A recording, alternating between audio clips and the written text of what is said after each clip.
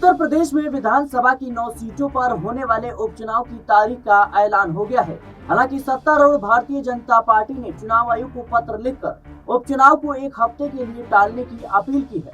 अगले महीने 13 नवंबर को चुनाव तारीख ऐलान के बाद भाजपा ने तारीख बढ़ाते हुए 20 नवंबर को मतदान कराए जाने की अपील की है।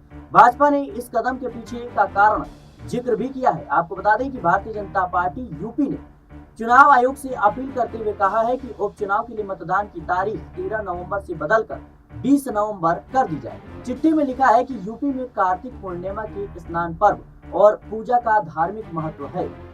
15 नवंबर 2024 को कार्तिक पूर्णिमा का स्नान पर्व है और बड़ी संख्या में लोग कार्तिक पूर्णिमा के स्नान और पूजा करने के लिए जाते हैं। इसके साथ ही कुंदरकी, मीरापुर, गाजियाबाद और प्रयागराज में कार्तिक पूर्णिमा के अवसर पर मेला में शामिल होने के लिए लोग 3 से 4 दिन पहले ही चले जाते हैं। कार्तिक पूर्णिमा के कारण बहुसंख्या मतदाता वोटिंग से वंचित हो जाएंगे और आयोग का भी मानना है कि प्रत्येक मतदाता का 100% मतदान कराया जाए।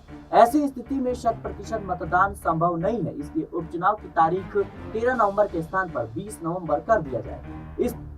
इसी बीच भारतीय जनता पार्टी के सहयोगी राष्ट्रीय लोक दल एक डेलीगेशन राज्य के मुख्य निर्वाचन आयोग पहुंच गया। बता दें कि रालोद नेताओं ने 13 नवंबर को मीरापुर विधानसभा सीट पर होने वाले उपचुनाव की तारीख को बढ़ाने की मांग की है। प्रवक्ता अनिल दुबे ने कहा कि हमने मुख्य निर्वाचन आयोग से मिलकर मीरापुर सीट पर होने वाले उपचुनाव की तारीख को बढ़ाने की मांग की है।